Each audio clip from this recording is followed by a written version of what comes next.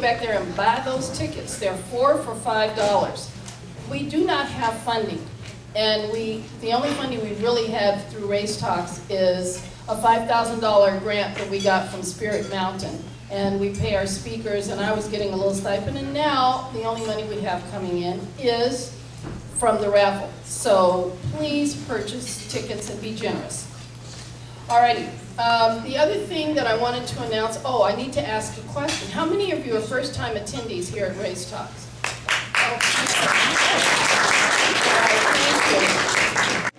I'm really excited to have everyone here tonight. This is a hot topic, hate crimes in Oregon. We have a great speaking roster, and we also have a lot of things on the table for you to check out. We have a flyer here from a presentation that's going to happen at Merrill Hearst University April 10th with Dr. Dapo Samohayan speaking, Reflections from Martin Luther King Jr. We have a brochure from Race Talks. For those of you who would like to make a donation, there's a card in here. You put that in, fill it out, and I will get you back a receipt for your taxes. It's tax deductible. We have, Dr. Blazak has a flyer from his presentation. There are 2 articles, Mack and Dub's Fire May Be Arson, and on the other side is one from Oregon Live about the Masonic Temple. And the most important thing, a couple of important, really super important things, is follow-up activity. One of the things that we try to do here at Race Talks is get people to talk to each other. How many of you have friends on your speed dial, folks that are your good friends that you call up to share the wonderful things that happen in your life, and that you call up to share the sad things that happen in your life? And that those people are not the same ethnicity as you. If you're white, that they are people of color. If you are a person of color, it's a person of a different ethnicity than you, or a white person. Don't raise your hand. I don't want to know. But, I mean, it's important. If by the year 2040, there will be more people of color in the United States than there are white people. And we need to be talking to each other. The whole conceptualization of Race Talks came at a time when Rush Limbaugh and what's that other fool's name? Glenn Beck, excuse me. And Glenn Beck were just going crazy. And I thought, this is awful. We're going to have a bloodbath because white people are terrified that people of color are going to do what has happened to us frequently. And that's not what people of color want. We just want a job and we just want to live and have a good life for our family. So unless we talk to each other, we'll never know that. So that's one of the reasons that we're here. And along that line, I know you thought this was just for decoration because I like color, were these cards. You'll notice at your table there are cards. Nice, big, beautiful, colorful cards. Those are for people who say, oh, I don't carry a card, or I ran out of my cards, write just digits on here. So get somebody's number tonight. Just walk up and introduce yourself. You know, hey, I like that outfit you're wearing, or you had a great comment that you shared. Because a lot of times people say, well, I would be friends with somebody from a different ethnicity, but nobody lives in my neighborhood. Well, it's probably not going to happen anytime soon anyway. So get somebody's number. Get to know them. Talk over coffee. And these are some follow-up activities that you can do on this little sheet here that talks about go out and making friends with a person, share the contents of the video and speakers with a friend and discuss, join a Uniting to Understand Racism dialogue group. Those are great ways to get to know folks. I've met several people through UUR dialogue groups, and we're still friends today. So, and they're not the same ethnicity as me. So I just thought I'd point that out. Alrighty. Now, if you would like to maintain health as you go home, we have an evaluation form. And I need you to fill out that evaluation form. When I say health, I will hunt you down if you do not fill out this evaluation form before you leave. So some people will be leaving at the break, so please make sure you fill this out. It's very important for us to give us information for the funders. And on the back side is a Uniting to Understand Racism application form. In addition, there's one inside the brochure So, wait a minute, where is it? And also the calendar for upcoming Race Talks events. And I promised the lovely lady from OPB that I would show her little card, but I don't see it. There are blue and white cards on the table for OPB. And oh, just hold it up, so there are blue and white cards on the table from OPB. They are filming people's stories. So they would like to have as much diversity in those stories as possible. So please fill one of those out, leave it on the table, and we'll get it to them and they will call you so that they can film your story. Yes, ma'am. Donna, may I add something to that? My name's Pam Gordon, and I'm here with my colleague Deb. And we would love to get those cards back from you. It's for what we call our Public Insight Network. You may have heard of it if you listen to OPB. It's a way for us to get more diverse stories and different sources for our stories, not the same old suspects we always go to all the time for the same old stuff. So if you look at that card, I'll only take a quick second. If you look at that card, you'll see that it says, what are your interests? And what we ask people is, what do you know more about than most of the people you know? You don't have to be the expert. We would like more feedback and more people. So fill out the card if you'd like. This is not a fundraiser. We're not trying to get money from you. You will not get a solicitation call. And you won't be bombarded with email. All right. Thank you, Donna. Very much. Thank you. All right, so moving on. I want to introduce our speakers tonight. We have an impressive lineup, and I'm really excited about this. I've met all of the gentlemen before, and some I know very well. Some I knew before they were born, as the old folks say. So our first speaker tonight is Randy Blazak. Randy is a professor of sociology at Portland State University in Portland, where he has taught since 1995 after earning a PhD from Emory University in Atlanta. He was a co-founder of Oregon Spotlight, which has monitored hate groups in the state of Oregon from 1997 to 2005, and he is the chair of the Oregon Coalition Against Hate Crimes. Professor Blazak has published his research on youth and hate in journals, book chapters, and books, including his text with Wayne S. Wooten entitled Renegade Kids, Suburban Outlaws, From Youth Culture to Delinquency, published by Wadsworth in 2001, and a 2009 book entitled Hate Offenders by Prager, 2009. His most recent work, Isn't Every Crime a Hate Crime? The Case for Hate Crime Laws, appears in spring 2011 issue of Sociology Compass. And if that's not enough, he also has published a novel in 2011 called The Mission of the Sacred Heart. And it sounds very interesting. So I present to you Dr. Randy Blazak. Thanks for the plug for my novel. This is my second Race Talks, and I'm really excited to be here. Last time I was sitting at a table back there and had some wonderful conversations and walked away feeling like I knew folks in my community a little bit better. This is a topic that I've been working on for a long time. My work is in this area, and so I've been doing work on hate crimes for over 20 years in hate groups. And at Portland State, I teach a course called Hate Crimes. It's a 10-week course. I've got 15 minutes tonight. So my charge tonight, I think, is to try to kind of focus on what one of the more important issues is, which is why we're here, why we're talking about this concept of hate crimes. You know, there's some of those things that you hear a lot when you're in this business. Like sometimes I'll be talking to a white person and they'll say, well, where we grew up, there was only white people, so we couldn't have racism. So I always think that means that, you know, if there was somebody to be racist to, you would, but gosh darn it, you didn't have that chance. Growing up in the South, you would hear things like, well, slavery ended in 1865. There's no more racism anymore. I had a student once in Atlanta tell me that racism ended in the 60s. Black people are just complaining now. And I said, oh, well, okay, what day? Because there had to be a day when there was racism and a day when there wasn't racism, so we should at least have a commemorative plate or a stamp or, you know, something to mark the day that there was no more racism in America and black people started complaining. In fact, you know, there's a lot of misunderstanding about these issues, but one of the things I think I've heard the most in doing this work is this line, and you may have heard it too, especially if you told somebody you were coming here tonight. Isn't every crime a hate crime?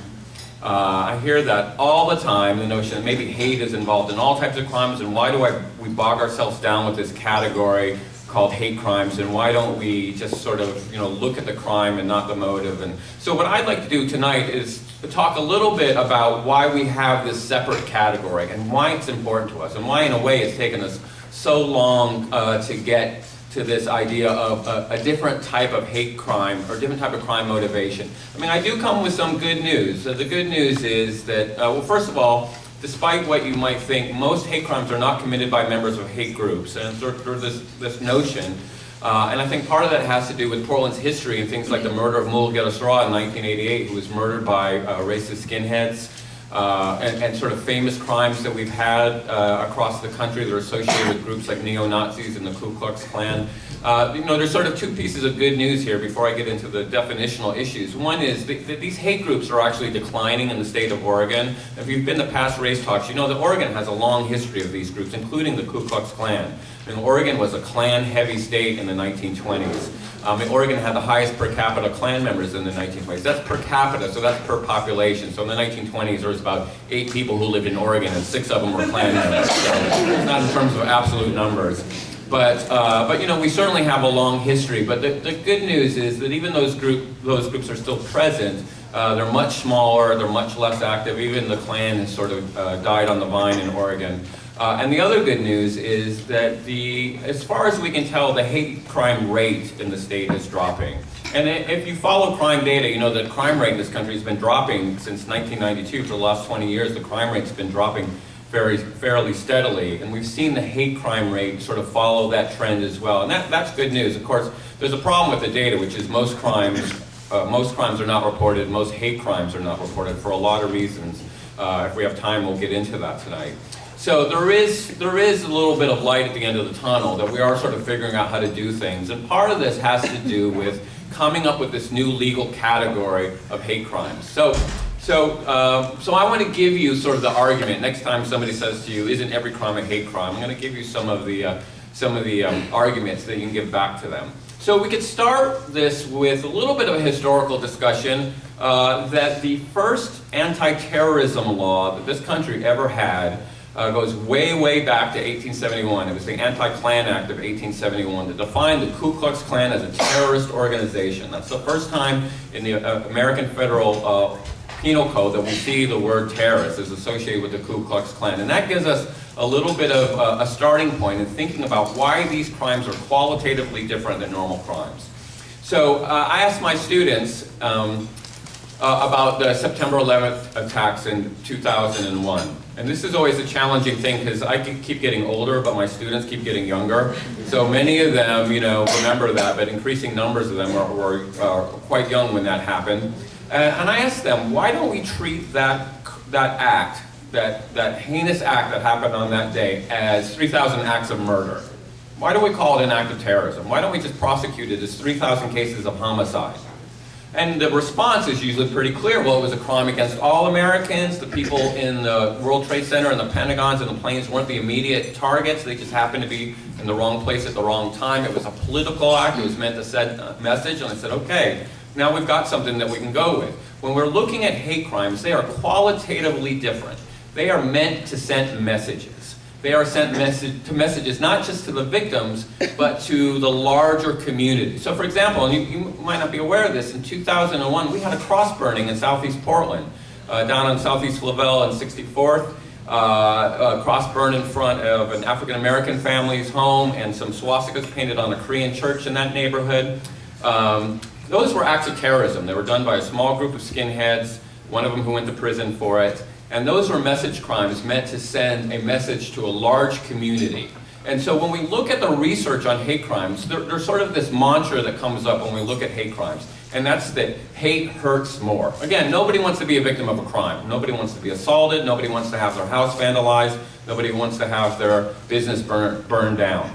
When we see hate crimes, we see that there's a greater impact on the victim. So on a couple levels. First of all, the people who are targeted may be targeted randomly.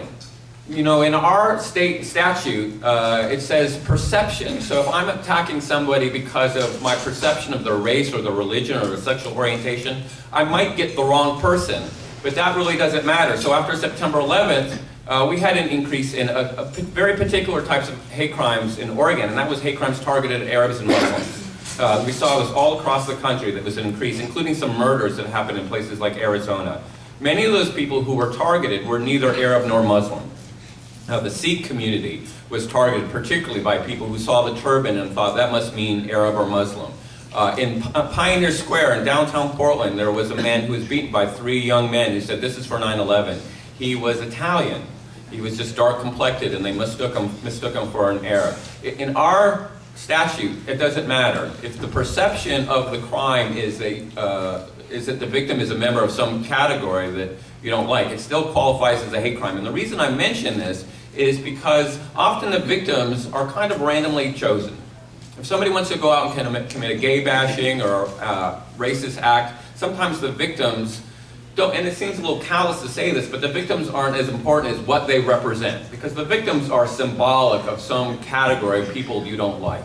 So when we look at the research on the impact of hate crimes, we find that victims suffer more. Again, nobody wants to be a victim of a crime, but if I'm targeted because of the color of my skin or my sexual orientation or my nationality or my religion, that's something that I'm not going to change or should have to change. So what we see among hate crime victims is that they tend to have higher rates of depression, they tend to be more suicidal, they tend to change their behavior, including a fear of going out. We certainly saw this with Arab, Muslim, and other brown people after 9/11 who thought, I need to not go out, I need to maybe get a gun, I need to, protect myself and my family. So we see that the impact is greater, right? The impact is greater.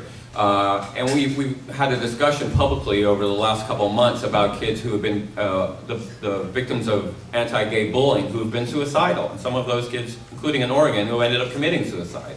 So on the first level are the victims, but on the second level are the members of that community who also go into heightened level of anxiety. So after 9/11, everybody in the Arab and Muslim community was at odds. Was thinking, what's going on here? Could I be next? When we have a racist attack or an anti-gay attack, all the members of that community feel a heightened level of anxiety because they might be the next one. So again, we have this sort of idea of terrorism. And I ask my students again, how did you feel after 9/11, even if you were 3,000 miles from New York City? And a lot of them would say, yeah, I was really worried. I was worried about being in a tall building, or worried about getting on a plane, or worried about being in a public place. That's the level of anxiety that hate crimes create. It's not just with the victim, but it's with the victim's community. But that's not the end of it. We also see in the sort of larger community a kind of erosion of all the good work that we've done to kind of undo these biases in society. We've been working for a while trying to build bridges in communities. But when a hate crime happens in a community, sometimes the walls go up and people don't know who they can trust. We had a case in Medford of a mixed-race couple that had a KKK burned into their front yard and a kind of makeshift bomb left in their front yard that fortunately didn't go off. I talked to those people at the sentencing of the people who were caught for that, and the first thing that popped in their head is, who in my neighborhood supported those people who did it? I thought I had these neighbors who liked me, but maybe they don't. Maybe they want me to leave, and maybe they're not going to say that they agree with the person who did this to us, but secretly they're going to. So often the sort of fabric of the community is undermined by hate crime, because people start not knowing who is on their side. And I want to talk a little bit about that on the back end. And so that can really sink some good work that's done in the community, good work like this, like people coming together and talking to each other. But then there's a whole nother level. So we've got the victim has higher levels of anxiety and may be depressed and even suicidal. We have the target community that also has higher levels of anxiety. We have the kind of community itself that's suffering. But then the place itself becomes associated with that crime. Can you say the name Laramie, Wyoming without thinking about Matthew Shepard? Can you say the name of the town Jasper, Texas without thinking of the dragging death of James Byrd Jr.? Can you think about Portland, Oregon, southeast Portland, without thinking about the murder of Mulgeta Sarah? Can you think about the state of Idaho? The state of Idaho in general. I mean, when I was growing up, you said Idaho, people said potatoes, but now, unfortunately, we associate Idaho with groups like the Aryan Nations that were camped out there for many years. So places can become stigmatized by those crimes. I mean, we know that after the dragging death of James Byrd Jr. in 1998, that hate groups actually opened up chapters in Jasper just so they could have the postal stamp from Jasper. It meant so much to them. So there's a much greater level. So because of all of this, we as a nation have decided that we will punish people who commit these crimes at a greater level. That a murder is still a murder. Hate crime laws don't outlaw anything that's not already against the law, but they just look at the motive behind those crimes and they say, we're going to punish those crimes at a greater level because they do a greater harm to the community. We're always looking at motive in crimes, and maybe we'll get at this, that, you know, if somebody comes into your house to take a nap, they're trespassing, but if they come into your house to take your flat screen TV, it's burglary, right? What was going on in their heads is important.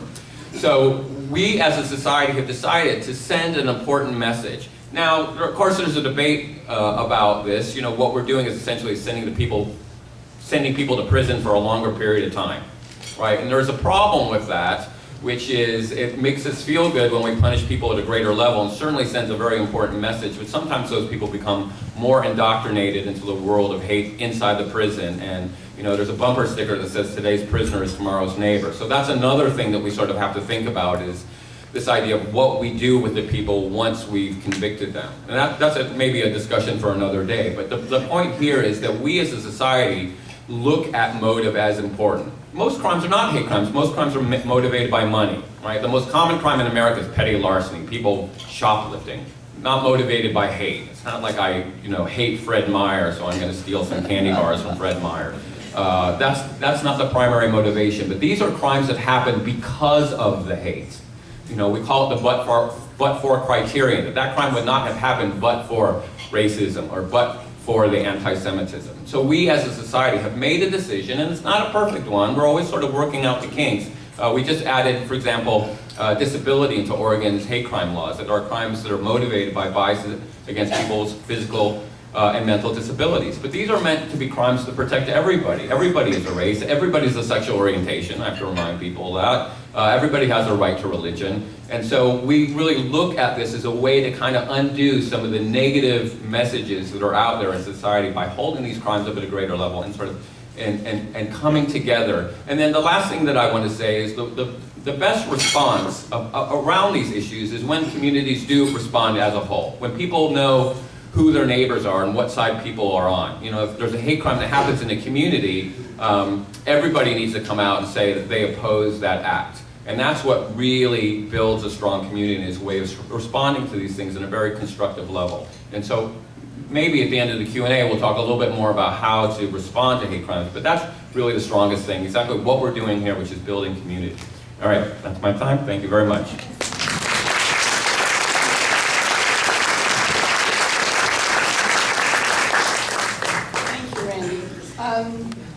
You said something that caught my attention. And when there are hate crimes and it happens, you have to do more than just say, I don't support that. You need to let the people who have had it perpetrated against them know, and they need to see you and hear you defending their rights. Because it's so important for, you know, a bully knocks you down and I say, well, I don't think that's right, but then he comes back again and you just stand there. So there has to be action that's involved with it. All right, our next speaker, John Bryant, he's one of those... Donna, can we have more volume on your mic, please? Yes, you may. John Bryant is the Assistant Operations Manager for Safe Transportation in Portland. He has 2 children and 2 grandchildren. He's also a lifetime resident of Portland and a part of the large clan of Bryants. And I know John because, as the old folks say, I knew him before he was born. His family lived across the street from us, and I used to play with his sister Mary Lou and Skeeter. And so, what? Rosetta. Oh, don't know Rosetta's name. It's just Skeeter from me. So anyway, and John is the Grand Master of the Sons of Haiti Masons Lodge, Masons Hall on North Mississippi Boulevard. And you're aware of him. There is a news article in your packet on the table if you'd like to read more about what occurred with them. So I present to you Grand Master John Bryant.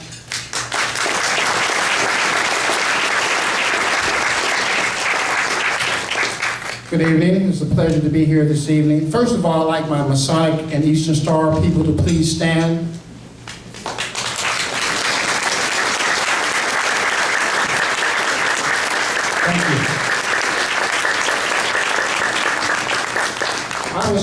proud because I am a victim, or we are victims of a hate crime.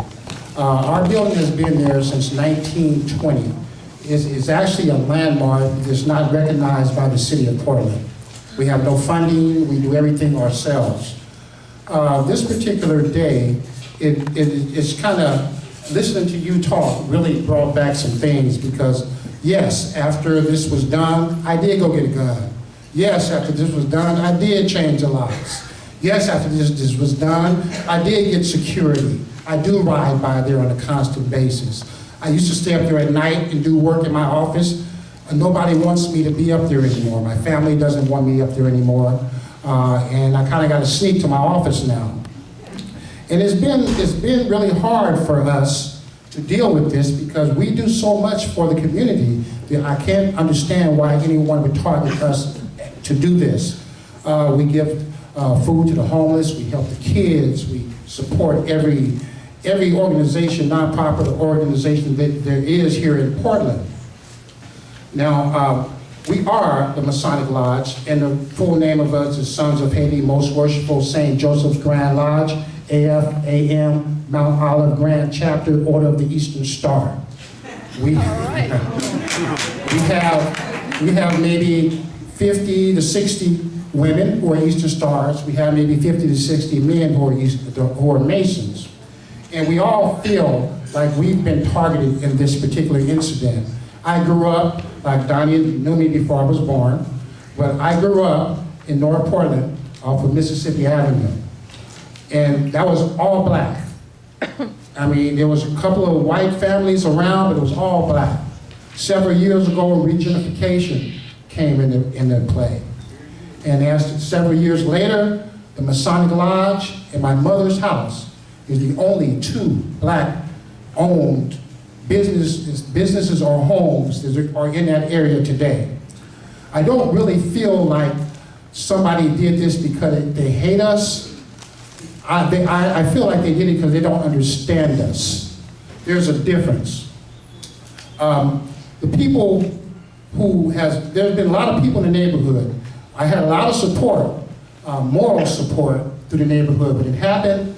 The police, when it first started, they sent one police officer there.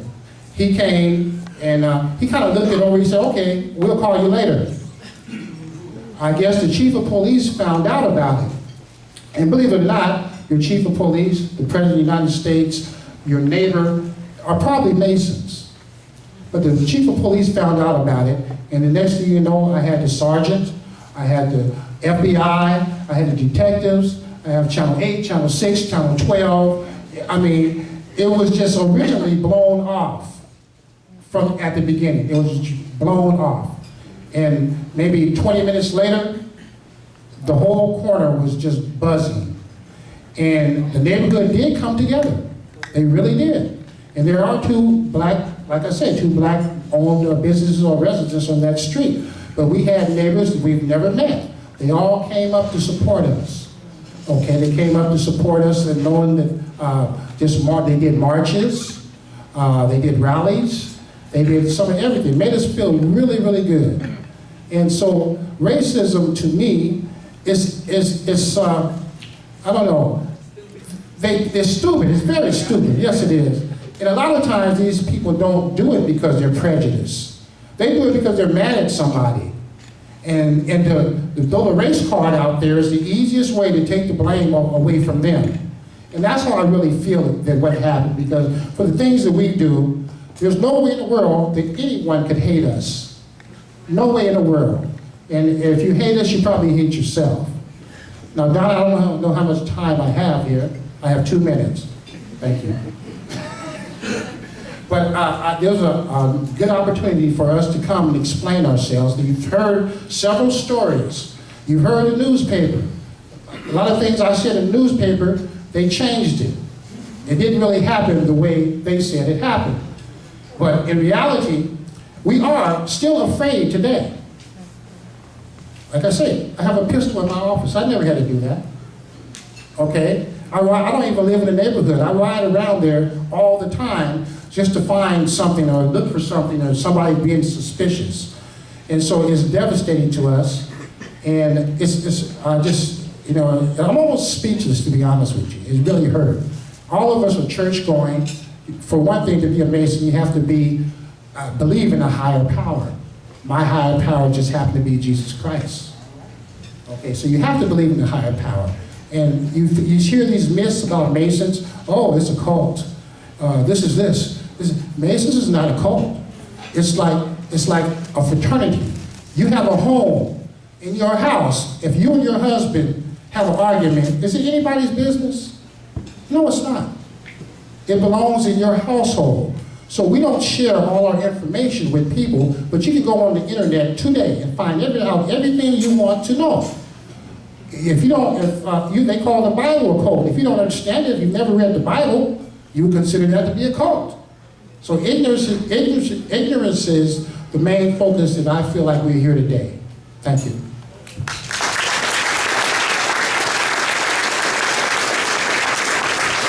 I was curious about the Masons, so I bought a book about secret societies. And what I found out is that the Masons have been around, oh gosh, since around 500 BC.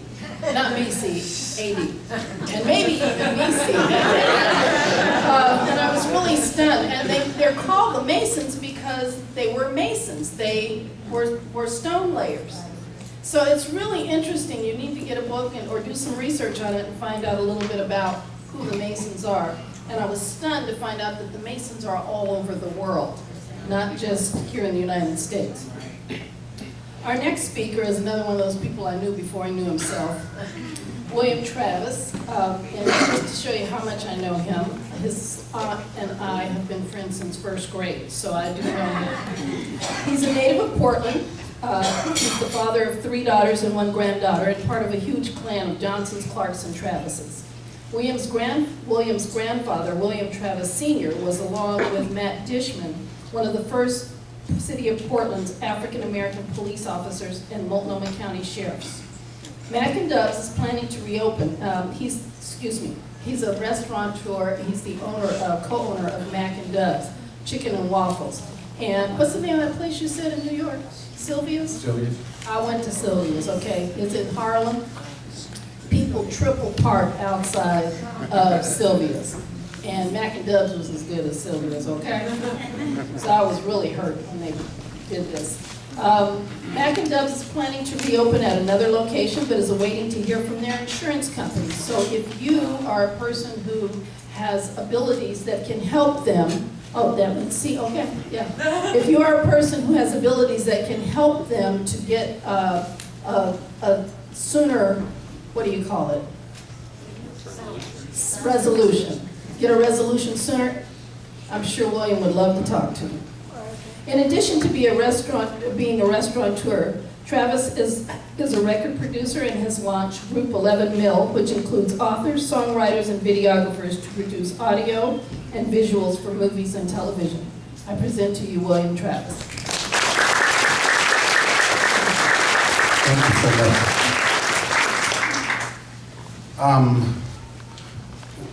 To tell you the truth, it's been kind of crazy these last few months, just trying to get our lives back together after this incident.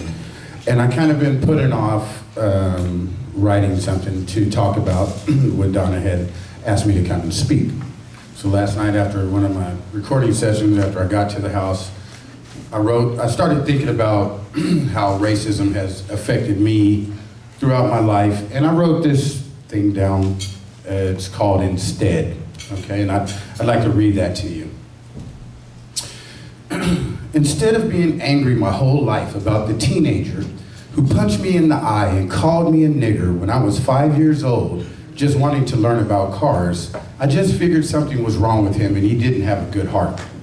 I knew then that I'd never treat a child in such a manner. I've thought about that moment many times over the years as I've walked, biked, and driven past Northeast 12th and Emerson where that cruel incident happened and wondered if that guy ever felt bad about what he'd done or if I was just one of many victimized by his hatred.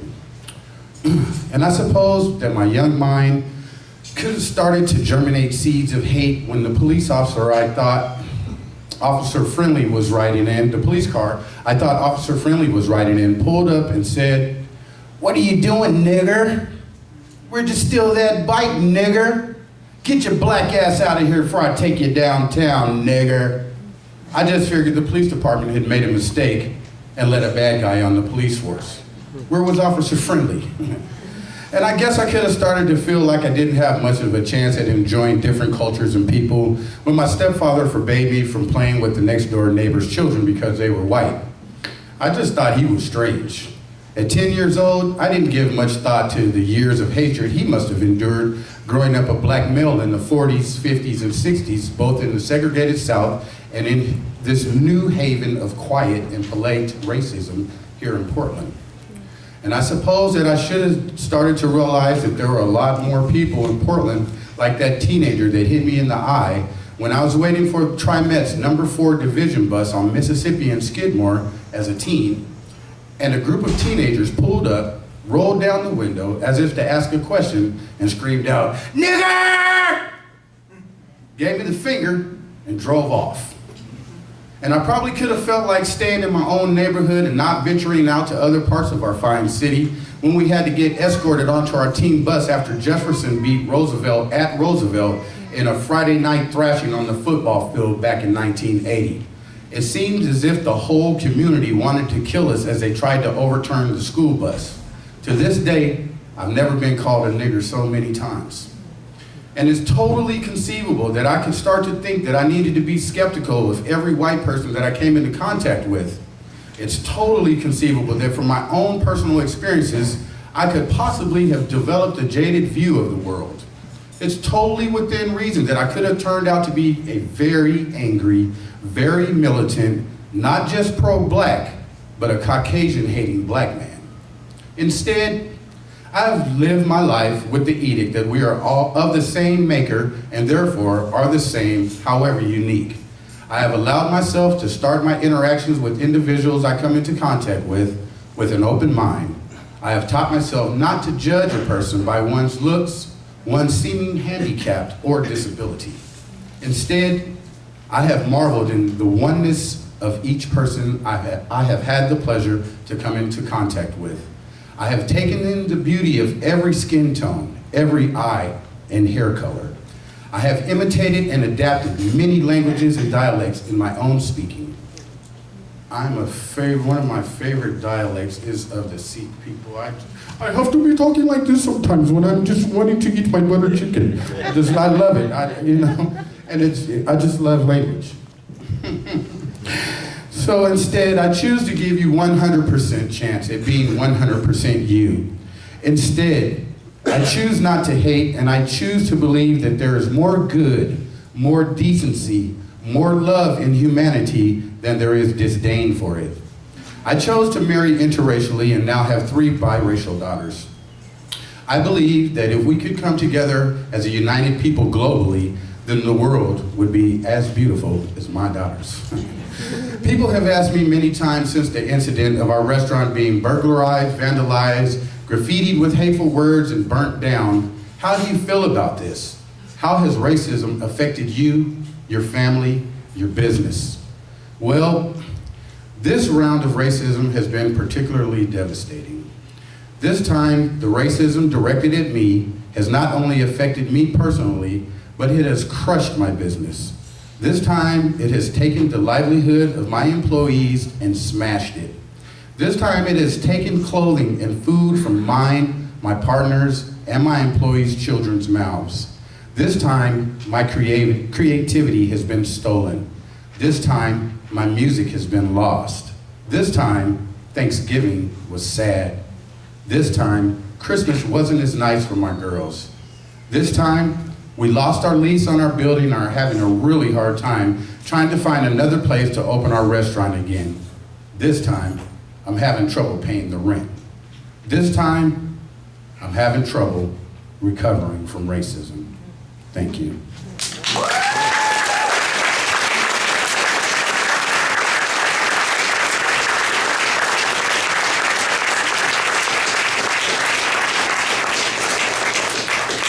Wow. I think that says it all. William, I that, I would like to have a copy of that because I'd like to have that be one of the documents that we have on the table.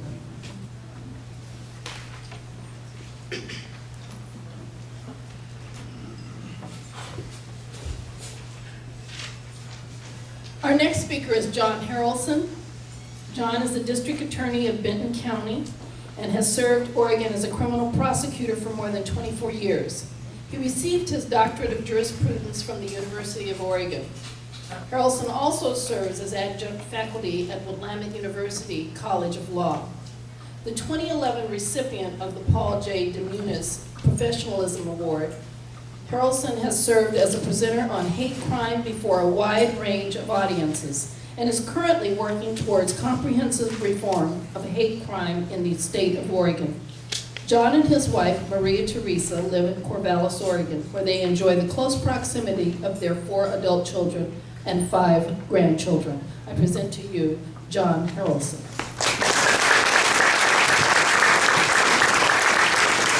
Thank you.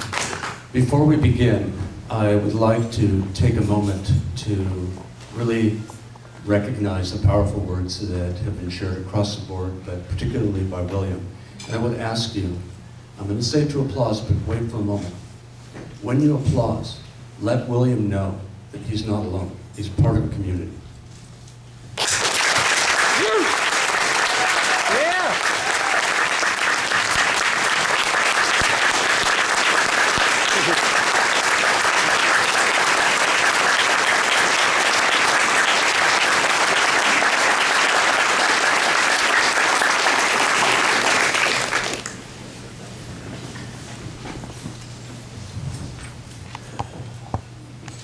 So many times we think about the negatives. It's unfortunate. I met William tonight briefly, and already I would accept him as a family member in a heartbeat. And I'll bet that everyone in this room feels the same way. And I think that goes back to the issues that have been underscored by my colleagues with regards to the shallowness of hate conduct, hate speech, hate crime. It completely ignores the value of each human being, and particularly each person's story.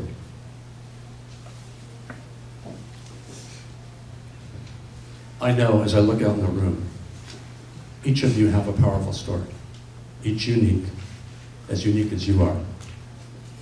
The miracle that you were born to be. Someone much wiser than I, Anais Nin, wrote a quote. I do not see things as they are. I see them as I am. And I'm going to touch bases on that in my comments, but I want to begin by sharing a story that reaches my soul. And so I want to share it with you because I think it's important that you know a little bit about my values before I share further thoughts with you. This is a story about 2 families. 2 families who found themselves in Mexico. One family was a Chinese father and son who traveled across the ocean in the very early 1900s. They thought they were coming to the United States. They were fleeing China in the face of certain death. So, when they tried to go to the United States, that was not legally allowed. So they were diverted to Mexico. When they reached Mexico, the son had his father's support, studied very hard, and became a doctor. There was another family in Mexico, a family that lived in poverty but lived in collectivism. And when the sons became of age in that family, there was a revolution, and they joined it. And they became Dorados de Villa. Pancho Villas's mightiest soldiers. And they called them Dorados de Villa because of the color of their uniform. Well, Pancho Villa's men killed anyone who was not Mexican during that revolution. And they captured one Chinese doctor. Deciding whether or not to let him live, they chose to let him live so he could help treat the soldiers.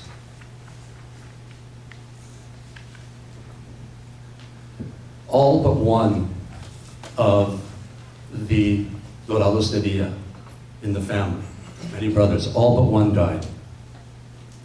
And they had a sister that survived as well, who was out of the battles with alcohol to see which soldiers survived, to see which they could bring back to health. She married, she had 13 children. Her husband died young, and she was left in a city larger than Los Angeles, living in downtown to raise those 13 children. But they were raised with strong values, strong desire to survive. The granddaughter of the doctor would find herself in the United States as an immigrant from Mexico. The grandson of the sister who was in the battlefield, whose brothers had been killed in the revolution, also came to the United States as well. And there they found each other. And they married. But before I tell you a little bit more about that, that granddaughter, that precious granddaughter, at 9 years of age living in Los Angeles, being the oldest daughter with 9 other siblings, was tasked to go to a nearby store where, after working hard as a family, they each got a little bit of coins a few coins to go to the store to get an ice cream cone. And being the big 9-year-old sister, she had all of her siblings go first so she could pay. And as she was waiting to pay, there was a horrible man that came behind her in the line and began to say the most horrible things one could imagine about Mexicans. Here was a beautiful 9-year-old girl who the only thing she was missing to be an angel was a set of wings. And as he stood there, spewing his filth, he had a cigarette. And he tapped the cigarette so the embers from the cigarette would land on her head and begin to burn into her scalp. And what did she do? She stood quiet as a barrier between herself and her younger siblings so they would never know. The granddaughter of Dr. Len Mar is in this room. And the grandson of the revolutionaries is in this room as well. My wife, Maria Teresa, please stand.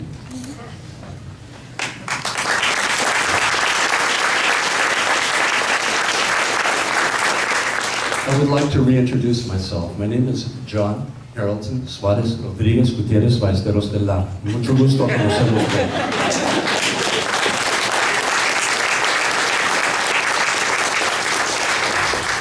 Now I'm going to put my lawyer hat on for a moment.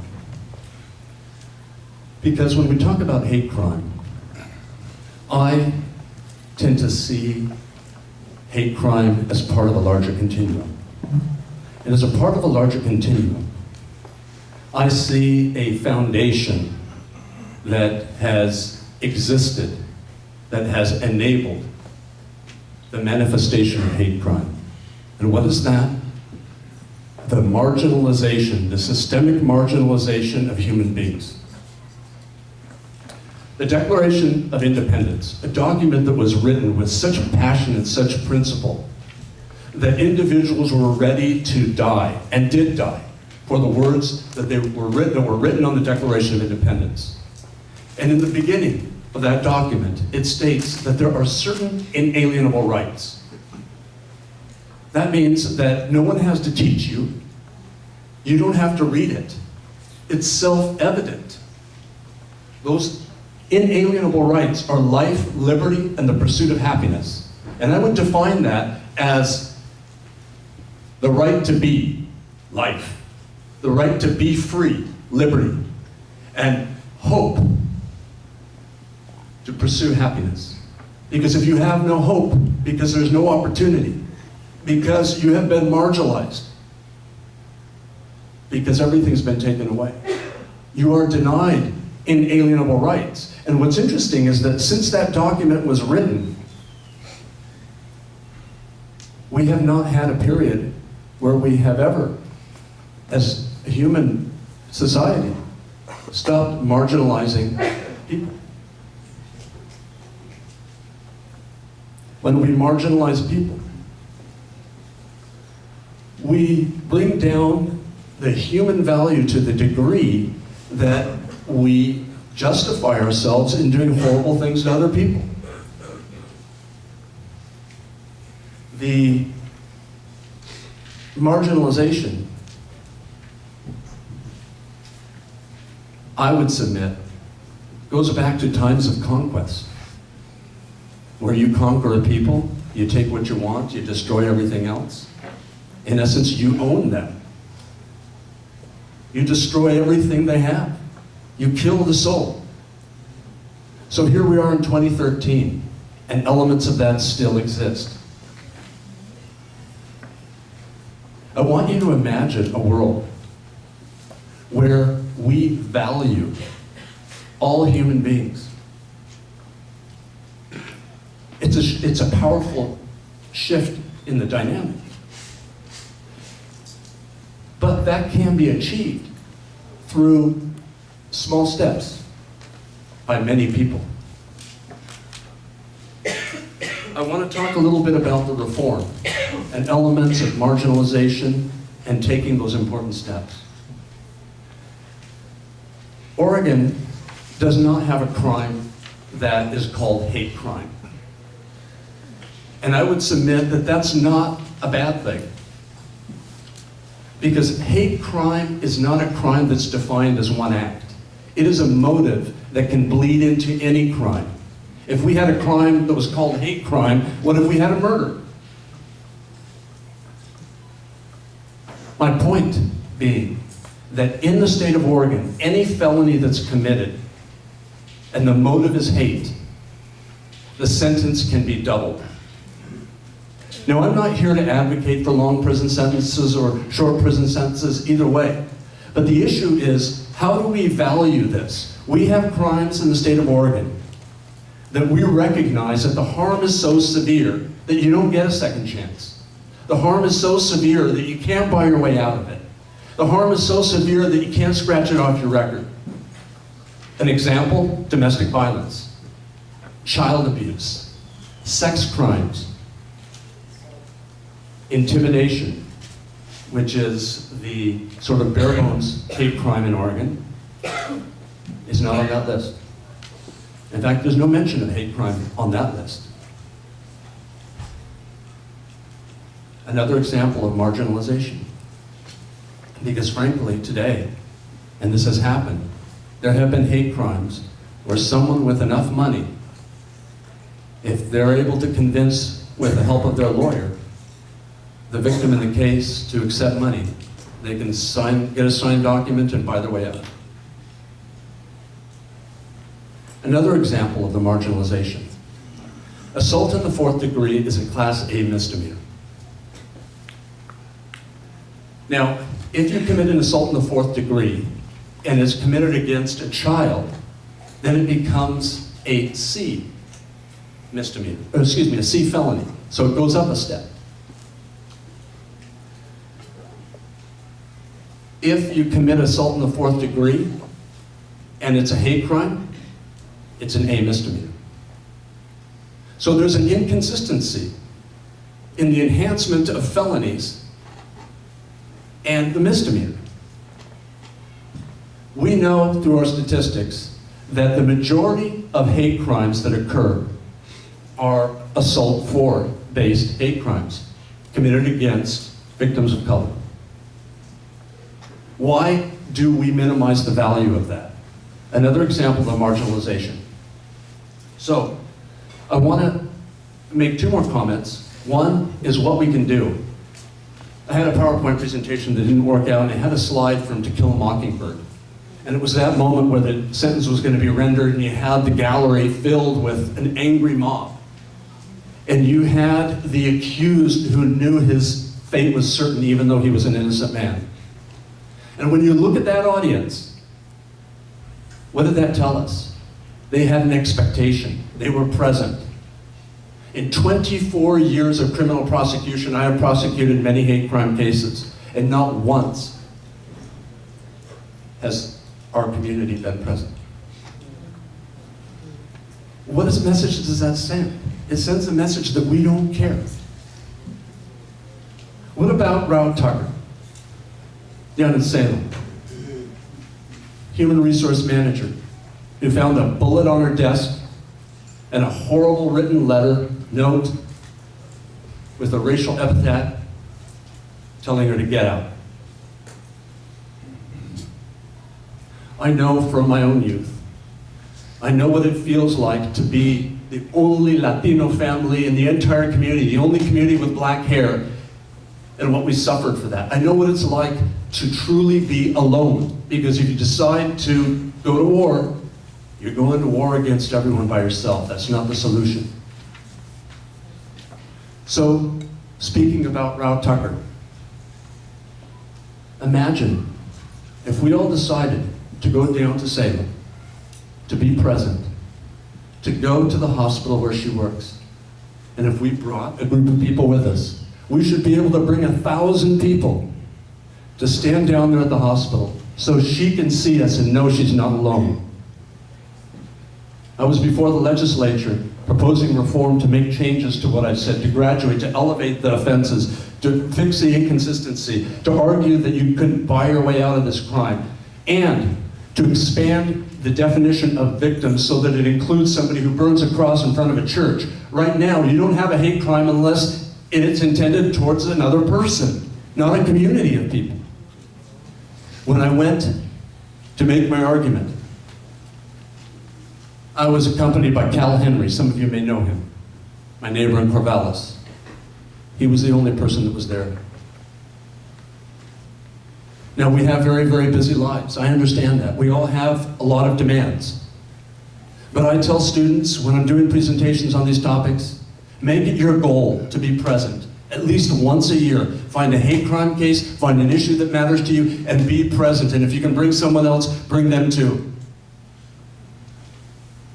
Because if we can be present for Rao Tucker, we'll send a powerful message, not just to boost and empower Rao Tucker and boost our communities, but a message of unity.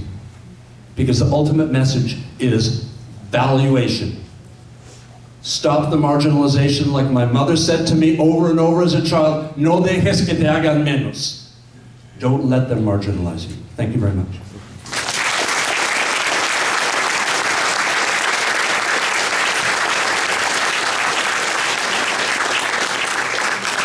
Wow, 4 powerful speakers. Let's hear it from him again.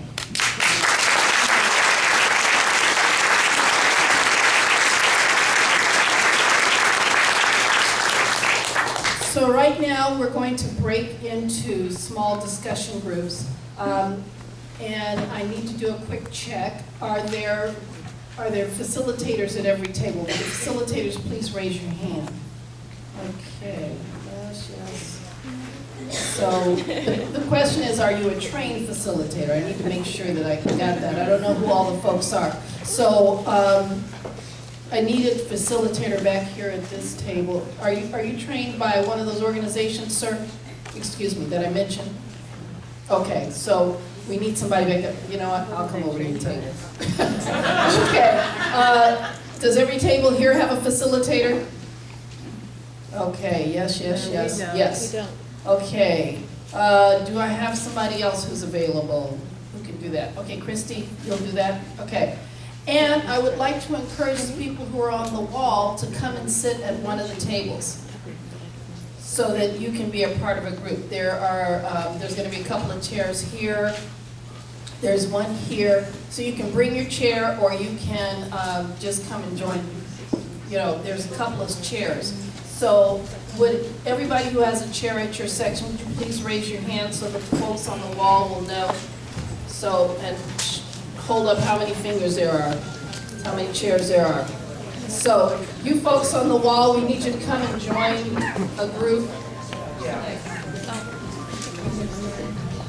Mr. Dixon, come on, get out. So the major thing that makes Race Talks different is that we have facilitated dialogue, where we talk about the issues of race. Because you can go anywhere where they have speakers, like the gentleman we have up here today. What makes this different is that you're going to get to talk about it. I would like to encourage all of you to go find a table and be a part of that table too. So, all righty. And in your packet are questions, facilitators that you can lead your group in. And at 9 o'clock, I will stop you sharp at 9 o'clock. Because I think it's important that we honor our time commitment, but you may continue on after that time. So, thank you all for coming, and I'll be back here at 10 till.